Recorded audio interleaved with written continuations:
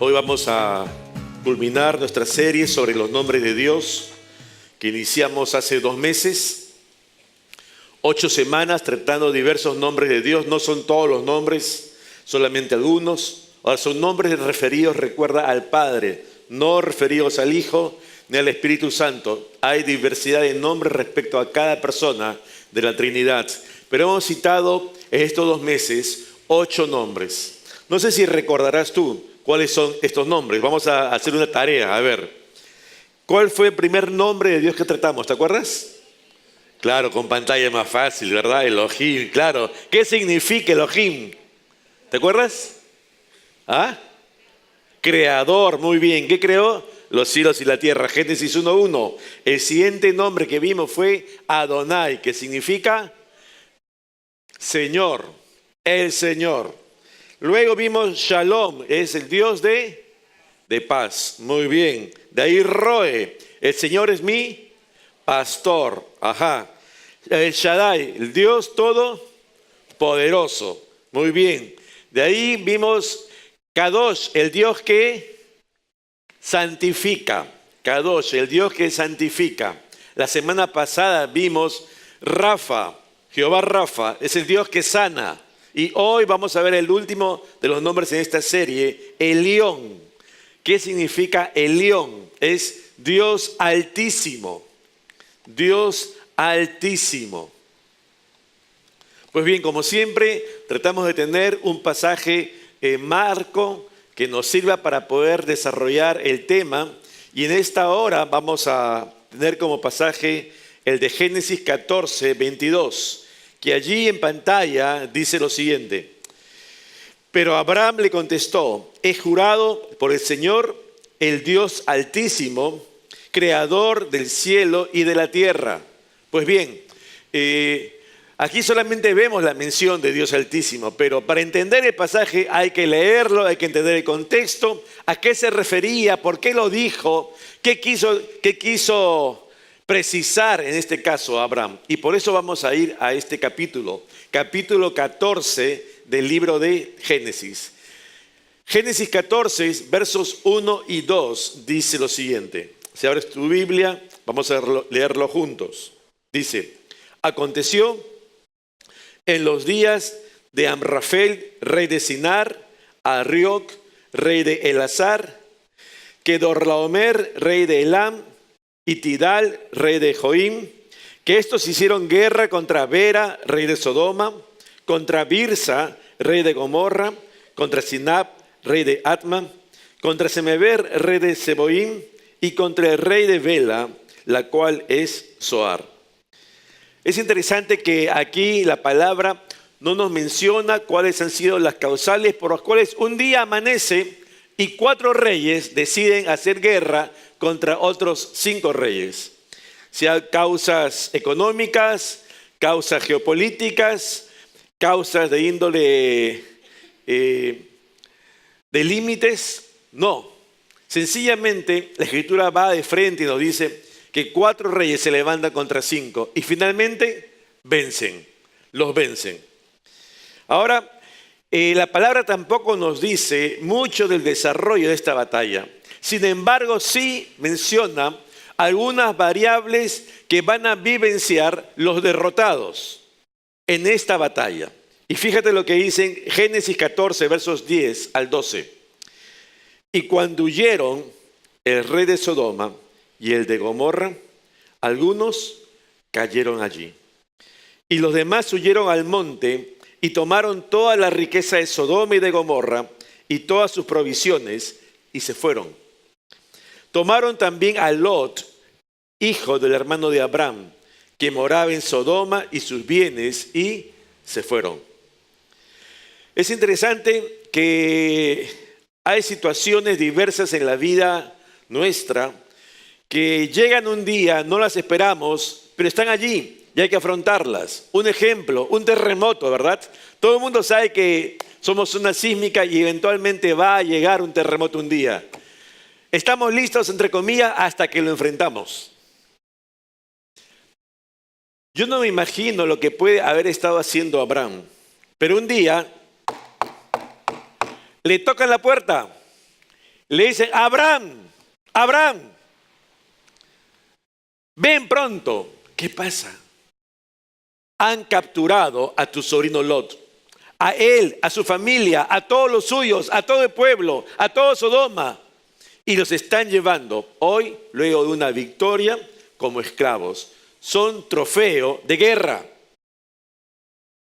Eso es lo que son ahora, caminos a una esclavitud perpetua. Lot y todos los que están en Sodoma y todos los que vivían en esos 5 reinos que ahora han sido derrotados. Uno diría, no tiene futuro Lot. Frente a esta noticia, ahora imagínate a Abraham. Tú eres Abraham y tienes solamente 2 posibilidades. Uno es decir, que Dios le bendiga, le guarde y que pronto pueda ser salvo. Y la otra es decir, bueno, hay que hacer algo. Y Abraham toma esta segunda variable. Decide hacer algo por Lot y los suyos. ¿Qué hace?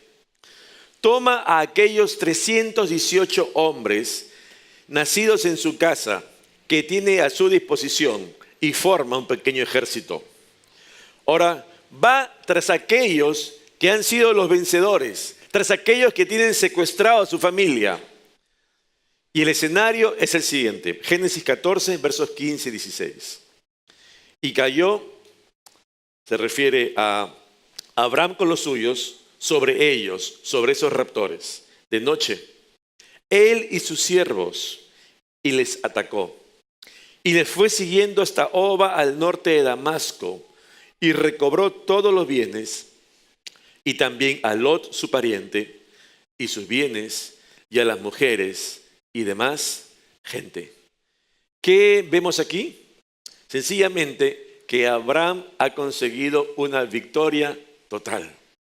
Es un vencedor, un victorioso.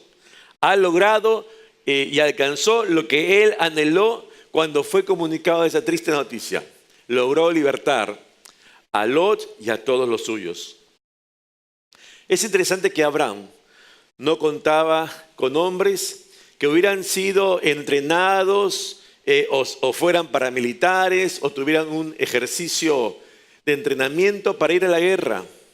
Por el contrario, eran hombres de campo, hombres dedicados a la agricultura, al pastoreo, no a portar armas. Pero un día estos hombres se les llama y les dice, hay que hacer esto.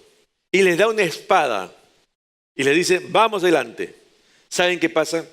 Aquí es la primera vez que se menciona a Dios como el león. Este es el marco.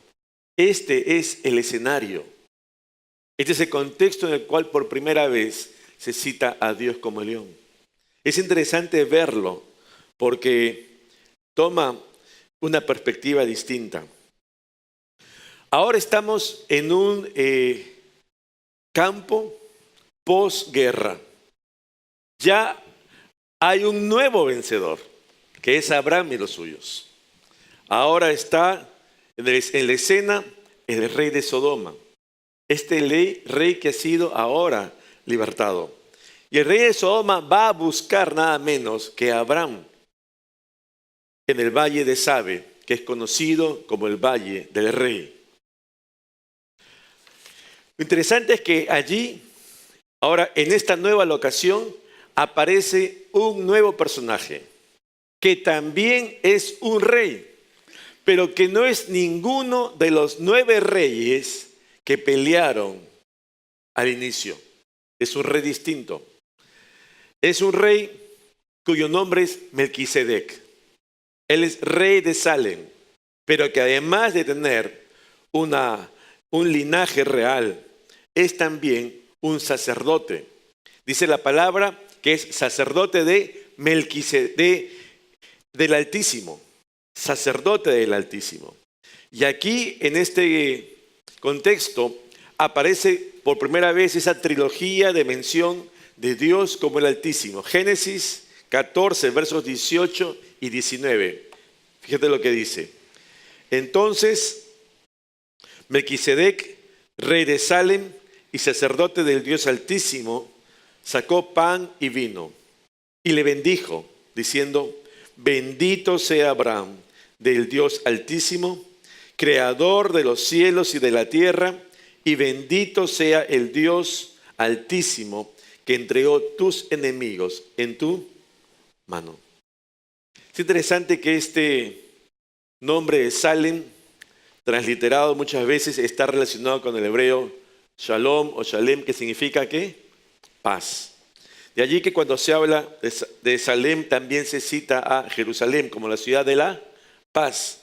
Ahora está ¿quién? El rey de paz. Melquisedec, rey de Salem. Pero no solamente como rey, como sacerdote. Y él va a hacer una declaración que es más que importante y trascendente en adelante. Él va a decir, bendito sea Abraham del Dios Altísimo, creador de los cielos y la tierra, y bendito sea el Dios Altísimo que entregó, esto es, que entregó tus enemigos en tus manos. Y aquí está la observación particular de Melquisedec. Melquisedec conoce perfectamente lo que ha acontecido y sabe quién ha ido a la batalla al inicio, sabe quién ha ido a la batalla al final, sabe qué ha acontecido. Y cuando dice, bueno, y el ganador es, no dice Abraham. ¿Qué dice? ¿Quién dio la victoria? El Dios Altísimo. El Dios Altísimo, Abraham, fue el que te dio la victoria. Ojo, Abraham, no te equivoques. No fuiste tú, ni fueron tus hombres. Hay algo que tienes que reconocer, que si en algún momento tienes victorias en la vida, no es por tus fuerzas, sino es por la gracia de Dios que te ha permitido llegar a esa victoria. Es interesante que esta actitud de Melquisedec y esta declaración que hace ante Abraham no es la misma actitud que tiene el rey de Sodoma. El rey de Sodoma, por el contrario, piensa absolutamente distinto a Melquisedec. Por si nos olvidamos, el rey de Sodoma es eso, primeramente un rey. Quiere decir que es político. Es un hombre que es político. Ahora es un hombre político que ha ido a la batalla y ha perdido. Es un político derrotado. Es un rey que ha sido llevado esclavo y que ahora es libre, pero no por él, no por su ejército, sino por un tercero. Ahora está en el campo de batalla ya como victorioso, pero él no ha logrado la victoria. Él es un rey derrotado, pero rey. Ahora imagínate que él llegase así solo, o todavía con las cadenas tal vez rotas, en libertad, pero rotas allí en los brazos, llegando a Sodoma. ¿Cómo crees que lo vería su pueblo?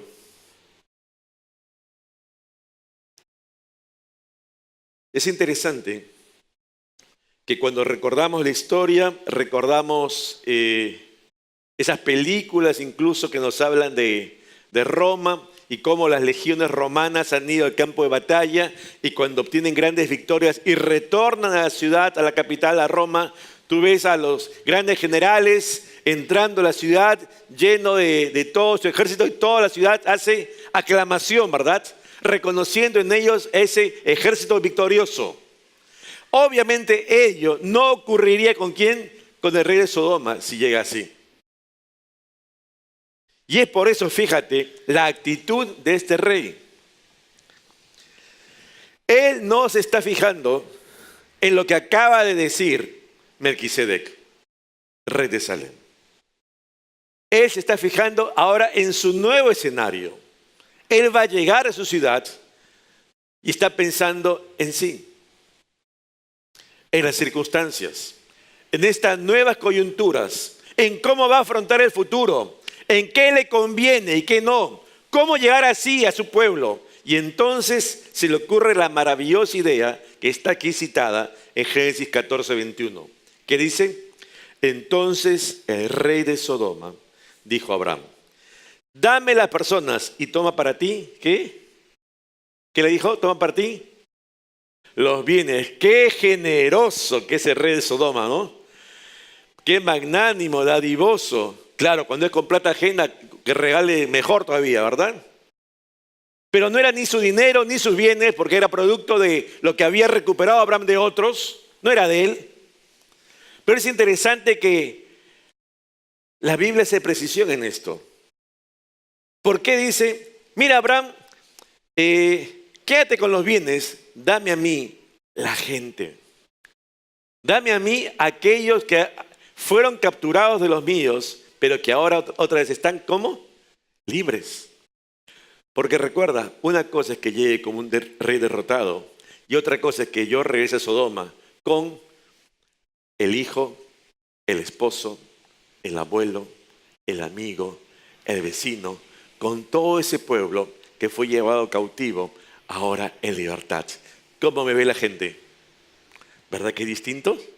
Yo no tuve la victoria militar, pero si yo llego así a Sodoma, voy a tener una lectura distinta de mi gente. ¿En quién está pensando ese rey? ¿En el pueblo? No, ¿en quién? En él.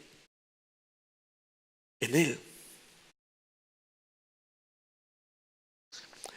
Este rey de Sodoma quiere cambiar su reciente derrota militar.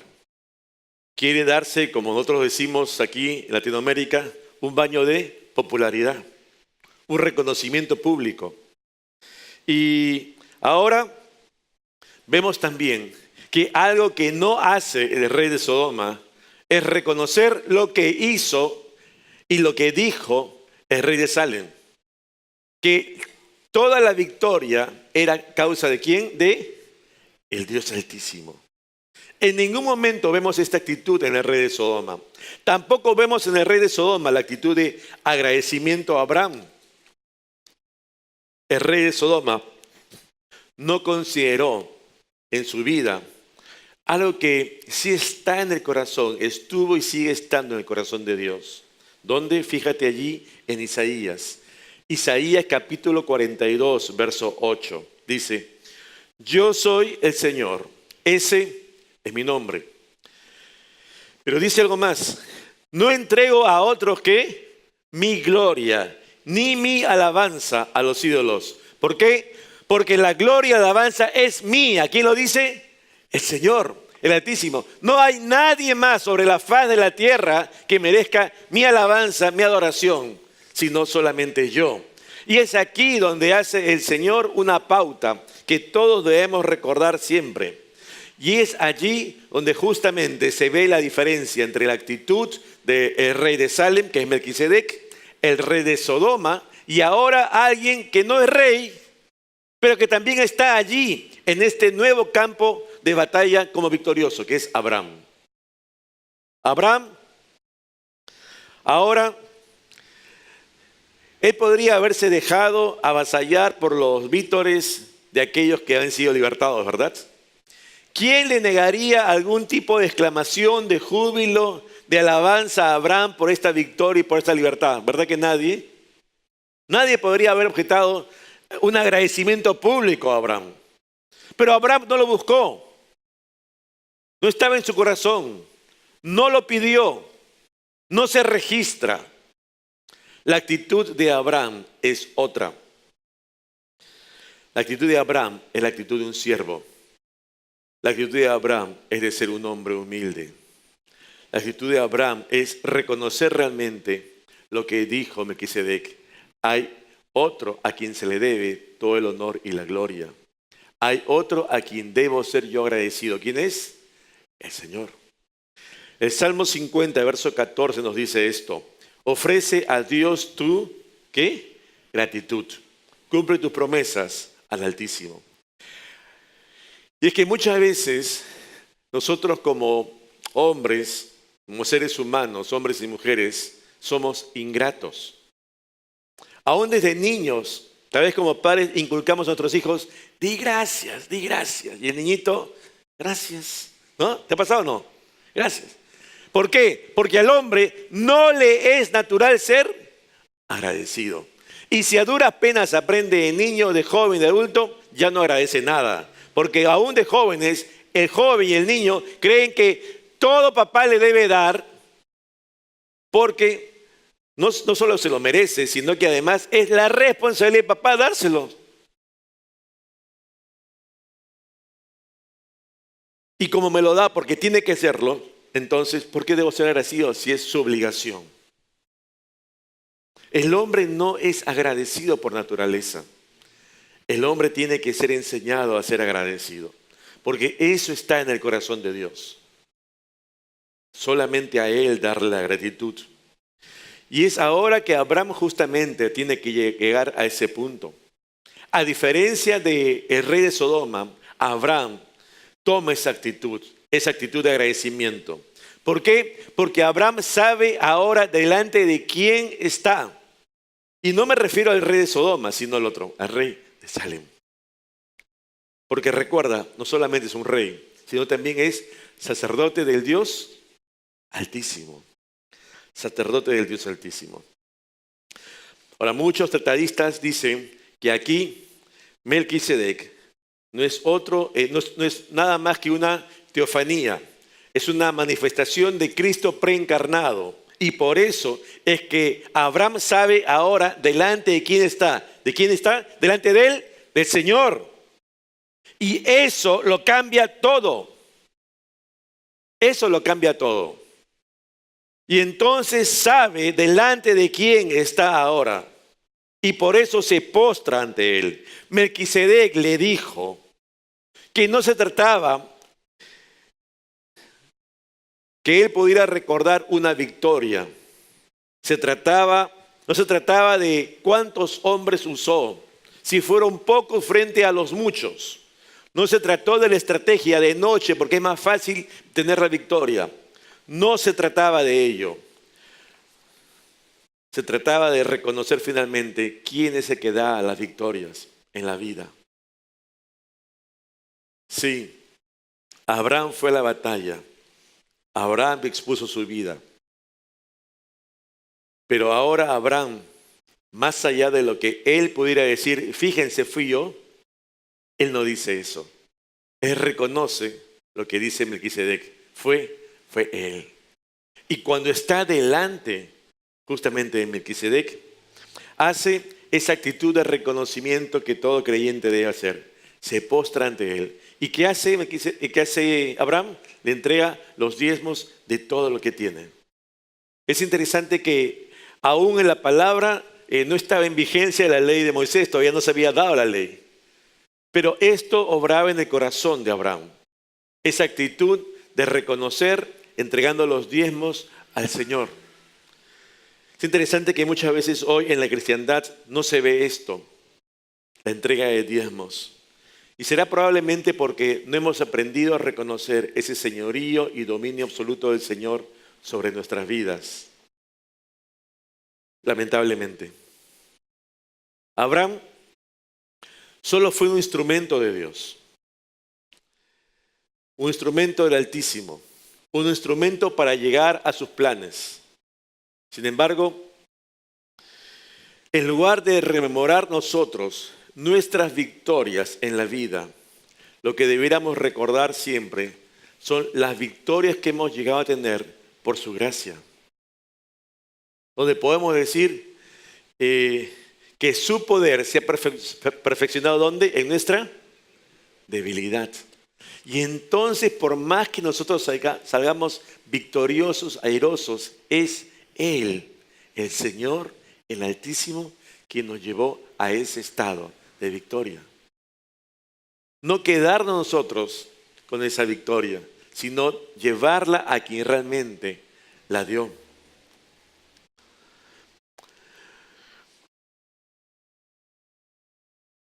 El Salmo 91, que es una descripción de muchas de las oraciones de hombres de Dios, van a describir justamente la intención de uno de ellos. Y creo que es pertinente que nosotros las tengamos presente hoy. Salmo 9, versos 1 y 2, dice: quiero alabarte, Señor. Mira esa actitud de este hombre. Quiero alabarte con todo el corazón y contar todas tus maravillas. ¿Qué más quiere? Quiero alegrarme. ¿Qué más? Y regocijarme en ti. ¿Algo más? Y cantar salmos de tu nombre, oh Altísimo.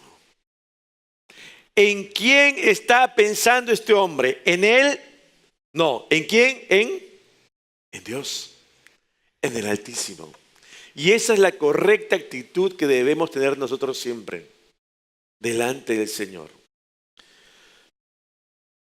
Venimos en oración y muchas veces nos hemos acostumbrado solamente a hacer pedidos, como si fuera bodega.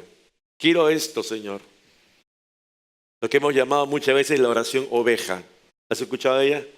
Señor, bendíceme. Señor, provéeme. Señor, dame. Todo es, ¿pensando en quién? En mí. Esa es la oración oveja.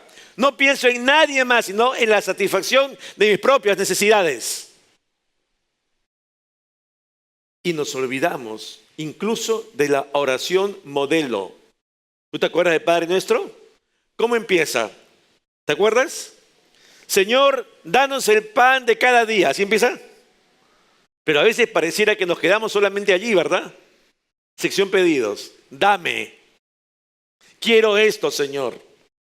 Y nos olvidamos que como oración modelo, que modela nuestras oraciones delante del Altísimo, empieza como: Padre nuestro que estás en los cielos, santificado. Comenzamos reconociendo quién es Él para adorarle antes de pedirle.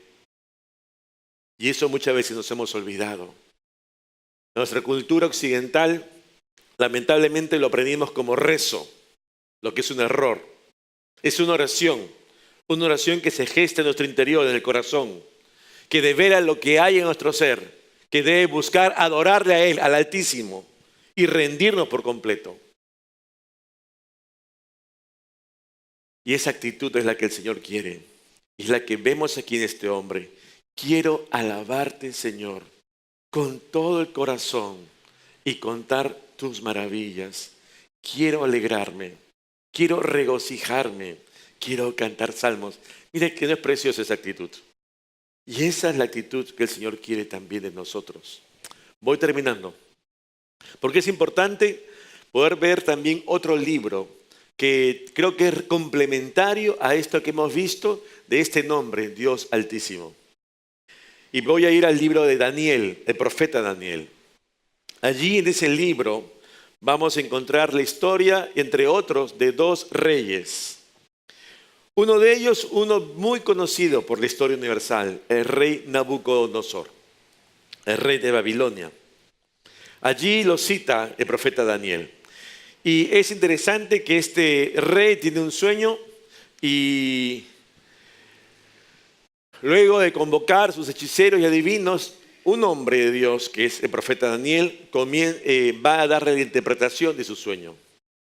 Fíjate esta interpretación que le da Daniel. Daniel 4:30 al 32. Las primeras palabras no son la explicación de Daniel. Las primeras palabras son del rey Nabucodonosor. Quiero que lo atiendas bien, por favor. Dice, exclamó el rey: miren, la gran Babilonia que, ¿quién construyó? Él. La gran Babilonia que he construido como capital del reino, la he construido ¿con quién? Con mi poder. Para mi propia honra.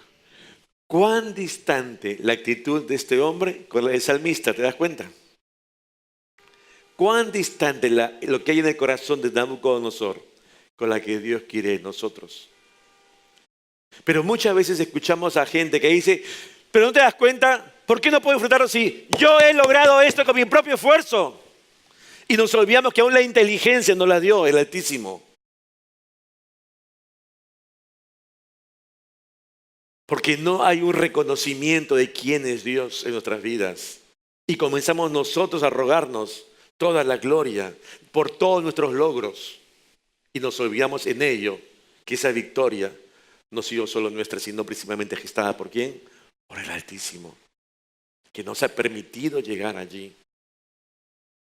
Y por eso, ahora Daniel da la interpretación al sueño del rey, de este hombre, Nabucodonosor, que le dice, no había terminado de hablar el rey cuando se escuchó una voz que desde el cielo decía, este es el decreto en cuanto a ti, rey Nabucodonosor. Tu autoridad real se te ha quitado. Serás apartado de la gente y vivirás entre los animales salvajes. Comerás pasto como el ganado, y 7 años transcurrirán hasta que reconozcas que el Altísimo es el soberano de todos los reinos del mundo y que se los entrega a quien Él quiere. Tu reino no va más. Vas a ser apartado del reino. Vas a vivir como un hombre salvaje. Si tú sigues leyendo el capítulo 4 de Daniel, hace descripciones como esta, que a Daniel le crecen las uñas como garras de aves. Y está allí semidesnudo en el ambiente, 7 años, porque entra a la disciplina de Dios, porque este hombre no reconoció en su vida que sus logros y victoria había sido gestada ¿por quién? Por el Altísimo. Él las tomó para sí. Y entonces Dios interviene. Y tiene que llevarlo a un punto extremo para que este hombre reaccione. Ahora pasamos al capítulo 5 de Daniel. Y otro es el escenario. Ya no está en vigencia el rey Nabucodonosor.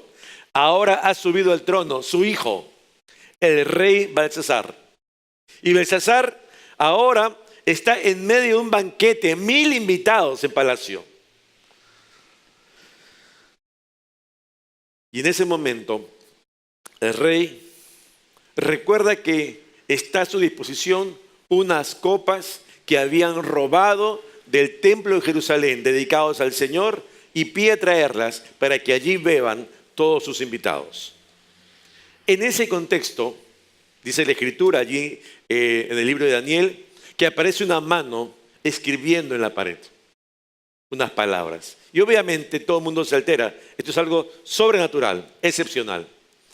Y convoca otra vez a los adivinos, hechiceros, para que le digan, y no es hallado nadie que dé interpretación hasta que se acuerdan. Pero aquí entre nosotros, en Babilonia, hay alguien que antes interpretó a tu padre. ¿Quién es? Daniel. Y es convocado Daniel. Cuando llega Daniel, donde el rey Belsasar, le da la interpretación. Pero es interesante que ahora en este escenario, y lo que sigue a continuación en Daniel 5, inicia el profeta Daniel haciendo una mención a lo que aconteció con su padre, con Nabucodonosor, y luego entra a explicar lo que quiere decir eso que está escrito. Dice la palabra Daniel 5, 21 al 28, hablando de Nabucodonosor, el padre. Todo esto le sucedió hasta que reconoció que el Dios Altísimo es el soberano de todos los reinos del mundo y que se los entrega a quien Él quiere. Qué interesante que Dios interviene en la vida de un hombre, Nabucodonosor, para que él se dé cuenta de su horror. Y hasta allí Daniel habla de ¿quién? Del Padre. Pero ahora comienza a hablarle a él directamente, al Hijo, por quien fue convocado para que interprete lo que está aconteciendo. Y dice, sin embargo, y a pesar de saber todo esto, por el caso como hijo no sabía lo que había pasado, ese estado de postración del Padre, él, el Hijo.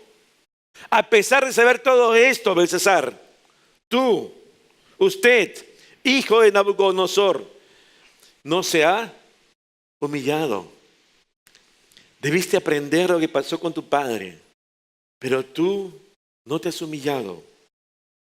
Por el contrario, usted, Belsasar, se ha opuesto al Dios del cielo, mandando traer de su templo las cosas para que beban en ellas usted y sus nobles, sus esposas y concubinas. Usted se ha deshecho de alabanzas. Ah, reaccionó. No. Se ha deshecho de alabanzas. ¿A quién? A dioses de oro, plata, hierro, madera y piedra. Dioses falsos, dioses paganos. Dioses, dice, que no pueden ver, ni oír, ni entender. Allí te has dirigido tú erróneamente.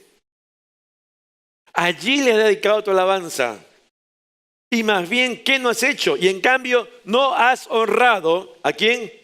Al Dios en cuyas manos se hallan la vida y las acciones de su majestad.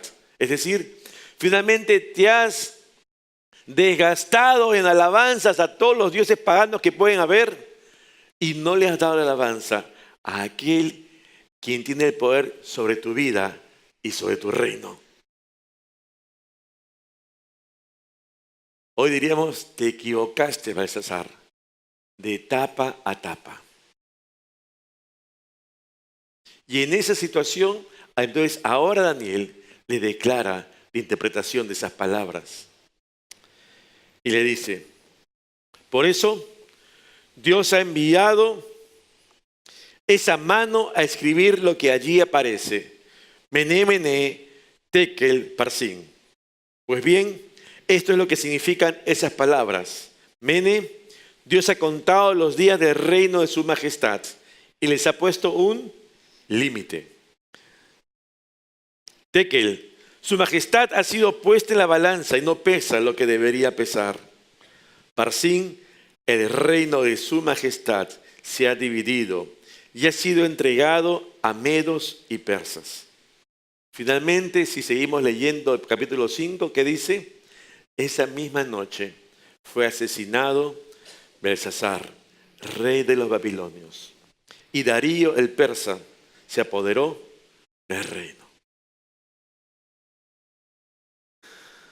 Nabucodonosor, un hombre de guerra, con poderío militar, que avasallaba a toda criatura que tenía delante, un día fue confrontado por Dios.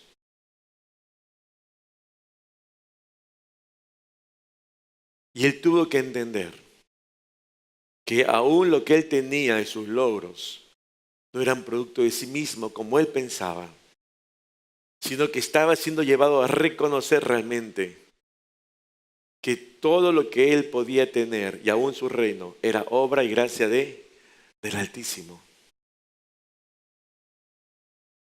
Pero hoy nos encontramos en otro escenario, en la que estamos frente a otro rey, Belsasar. Y aun cuando es el hijo, y él debiera de haber aprendido, ¿no? Como dijo Daniel, tú has escuchado todo esto y tú sabes todo lo que te pasó a tu papá. ¿Qué pasó contigo, Belsasar? ¿Por qué te equivocaste en tu corazón? Es interesante que muchas veces nosotros, los que somos padres, anhelamos que nuestros hijos no sufran algunas penurias propias de la vida, porque sabemos que son dañinas, van a afectarles y queremos evitarle ellos. Sin embargo, también está ese adagio popular que nadie aprende en cuerpo ajeno, ¿no? Y son nuestros hijos que a veces tienen que pasar por esas mismas penurias para experimentar en cuerpo propio sus propios errores. Y esto fue lo que aconteció con Belsasar. No aprendió de las experiencias del padre. Y entonces ahora se ve enfrentado a Dios. En la palabra vamos a descubrir en el Antiguo Testamento que no todo fue escrito en hebreo. Algunas secciones en arameo. Y esta parte leída de Daniel fue escrita en arameo. Y cuando acá se dice que tuvo que verse frente al Señor, allí lo que en el arameo dice que tiene que verse frente a Ilaya, que quiere decir en arameo el Dios más eminente, que está por encima de todos. Y eso es lo que quiere decir el Altísimo. Cuando hablamos del Altísimo, en el hebreo, implica justamente algo que está por encima de otra cosa, que puede ser visto en comparativo. Pero cuando se utiliza ese Elión vinculado como sustantivo a un nombre, como un nombre de Dios, entonces lo que significa es no solo que está más alto que otro, sino es el que está más alto que todo lo creado, sobre toda la creación y sobre toda criatura. No hay nadie más alto que Elión. Él está por sobre todos y sobre todo, porque Él es el Altísimo. Todos estamos debajo de Él. Él está por encima. El Altísimo, el León, el Señor. Y ahora Belsasar tiene que enfrentarse a este león. Que él no ha comprendido que el león, el Dios Altísimo, está sobre él. Que Belsasar está fijado solo en sí. Y es un punto en que nosotros, los hombres y la cristiandad, tiene que llegar un momento en su vida. Reconocer que nuestras victorias, aun cuando las circunstancias hubieran sido difíciles, finalmente no quedarnos con esos recuerdos preciosos de una victoria pasada solamente, que es bueno, sino que particularmente lo que nos dice el Señor es que debemos recordar que aún en nuestra debilidad se perfecciona su poder y que si tenemos alguna victoria que recordar es para darle al Señor toda la gloria y darle al Señor el reconocimiento y la gratitud que solo Él merece. No para regodearme yo, miren cuán victorioso soy. Aquí, Belsasar es confrontado, como lo fue su padre, con su propio corazón, que no reconoció a el león como su Altísimo. Él se creía el Altísimo. ¿Sabes cuál es lo triste? Que Belsasar no tuvo otra oportunidad, a diferencia de su padre. A Belsasar sí le pasaron la factura y dijeron, hasta aquí nomás. Gracias. Y nosotros tenemos que tomar decisiones por eso. Quiero dejarte con un salmo que es precioso, que es muy conocido, porque quiero que recuerdes a este salmo pensando en el Señor. Recuerda, nuestro propósito al iniciar la serie de los nombres de Dios no fue que tú conocieras 8 nombres de Dios en hebreo y recordaras, significa esto. No. Nuestro propósito al inicio fue que conozcamos un poco más, conozcamos mejor quién es nuestro Dios. No un nombre. ¿Quién es nuestro Dios? Porque conociéndole mejor a Él, entonces vamos a poder amarle y adorarle como Él quiere, en espíritu y en verdad. Esa fue la intención al poder compartir los nombres de Dios. Y por eso quiero llevarte al Salmo 91 para terminar. Versículos 1 y 4. Mira lo que dice del Señor. El que habita al abrigo de quién? Del Altísimo. Él, el Señor es el Altísimo, el León. Y nosotros los que habitamos al abrigo del Altísimo, moraremos bajo la sombra del Omnipotente. Él será nuestro protector. Él será quien nos guarde. Él será quien nos proteja. Él, el Señor. Diré yo a Jehová, esperanza mía y castillo mío. Yo en ti espero. En ti confío, tú eres mi fortaleza, esos muros de protección que van a velar porque nada me pase. Yo estoy esperanzado en ti, Señor. Él te librará del lazo del cazador, de la peste destructora. Con sus plumas te cubrirá y debajo de sus alas estarás seguro. Escudo y adarga es su verdad. Ahora, Dios no es que tenga plumas y tenga alas, ¿no? Es una figura para entenderlo. Yo creo que tú alguna vez has visto una gallina, ¿verdad? Esa gallina que ha empollado, ahora tiene sus pollitos, ¿no? ¿Y alguna vez has visto la gallina cuando los pollitos se ponen debajo? Es hora de acostarse, entonces todos los pollitos vienen corriendo, han picoteado, han paseado toda la tarde y ahora vienen a dormir. Se meten debajo de mamá gallina. ¿Has visto tú eso alguna vez? En mi casa teníamos gallinas, teníamos patos, cuyes, conejos, monos, loros. Era el zoológico. Y era hermoso porque a veces llegábamos a las gallinas al jardín de la casa. Y entonces tú veías la gallina allí, un momento, aún al mediodía que hace un calor, entonces extiende sus alas y vienen todos los pollitos para protegerse del sol. Y entonces tú te tirabas en el jardín, ahí en el pasto, y tú levantabas la plumita de la gallina Y tú obviamente veías las dos patas de la mamá gallina allí dobladas, porque está sentada, ¿no? Como si fuera culeca, y está con las alas extendidas, y tú veías 80 patitas, no veías nada del pollito, pero tú veías 50 patitas ahí debajo de ala de mamá gallina. Esos pollitos no estaban preocupados si llovía, si tronaba, si hacía sol, si había comida o no. Ellos sabían buscar refugio debajo de la sala de mamá. Y esa es la figura que Dios nos da aquí. El que habita al abrigo del Altísimo morará bajo la sombra del Omnipotente. Y debemos recordar a Dios como aquel que es nuestro guardador. Si nosotros nos cobijamos debajo de Él, quiere decir que Él está por encima nuestro. Y esa es siempre la actitud que debemos tener como creyentes. Reconocer que Él, el Altísimo, es el soberano, que tiene toda autoridad y todo señorío sobre nuestras vidas, que Él es quien preside, quien rige, no nosotros. Y que si en algún momento llegamos a tener una victoria, debemos decir, gracias Dios por esta victoria. Gracias Dios por lo que permites tener. Gracias Dios por lo que he podido llegar hasta aquí. No distorsionemos nuestras vidas como un día lo hizo el rey de Sodoma, como un día lo hizo el rey Nabucodonosor, como un día lo hizo el rey Belsasar. Dios quiere que tengamos la actitud de Abraham y la actitud de los salmistas. Podemos decir, Señor, a ti sea todo el honor y toda la gloria. Amén, iglesia. ¿Crees que Él te cuida?